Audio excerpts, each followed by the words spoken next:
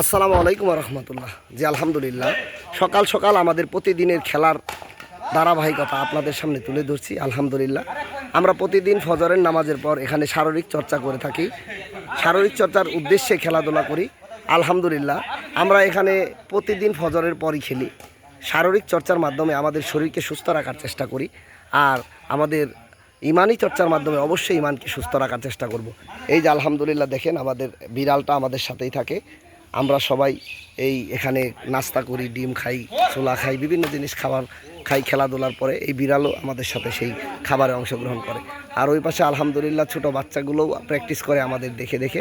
আসলে আমরা সবাই সবসময় খেলাধুলার মধ্যে থাকার চেষ্টা করব। খেলাধুলা করলে মানুষ বিভিন্ন বাজে কাজ থেকে বিরত থাকে এবং অবশ্যই ভালো কাজের মাধ্যমে মনের ভালো ভাব প্রকাশ হয়। খেলাধুলার মাধ্যমে মানুষের শারীরিক চর্চা হয়, শারীরিক বিকাশ হয় এবং শরীরটা সুস্থ থাকে। এই কারণে প্রিয় ভাই ও বন্ধুগণ, আগে যারা খেলাধুলা করতেন দেখতেন মানুষ বাজে আড্ডায় যেত না।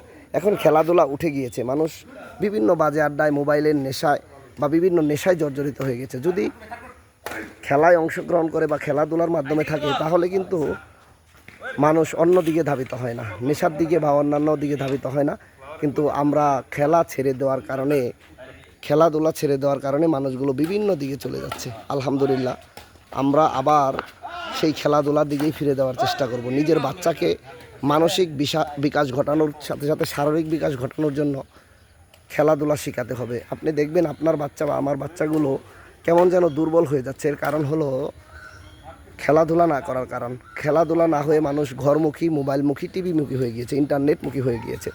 এই ইন্টারনেটমুখী খেলাধুলা না থাকার কারণে হয়ে যাচ্ছে এখন মাঠই খুঁজে পাওয়া যায় না। আলহামদুলিল্লাহ, আমরা উদ্যোগ নিয়েছি, আমাদের গ্রামে একটা ঈদগার মাঠ হবে, সেখানে বাচ্চারা খেলাধুলা করবে। আমাদের এতিম অসহায় বা মাদ্রাসার বাচ্চাগুলোও সেখানে খেলাধুলা করবে এবং আমরা আছি যারা, আমরাও খেলাধুলা করব। আসলে আমরা ছোটো থেকেই খেলাধুলা করে অভ্যস্ত, কিন্তু বর্তমান জামানার বাচ্চাগুলো খেলাধুলা করতেই চায় না, নিজেকে অলস হিসেবে প্রমাণিত করে দিয়েছে। যাই হোক, আলহামদুলিল্লাহ, সবার কাছে দোয়া চাই। সবাই অবশ্যই বেশি থেকে বেশি খেলাধুলায় অংশগ্রহণ করবেন এবং নিজের বাচ্চাদেরকে অনুপ্রাণিত করবেন যাতে তারাও খেলাধুলায় অংশগ্রহণ করে। আলহামদুলিল্লাহ, আলহামদুলিল্লাহ। আল্লাহ সুবহানাহু ওয়া তাআলার দরবারে লাখো কোটি শুকরিয়া জানিয়ে আপনাদের সামনে থেকে বিদায় নিচ্ছি। আল্লাহ হাফেজ। আসসালামু আলাইকুম ওয়া রাহমাতুল্লাহ।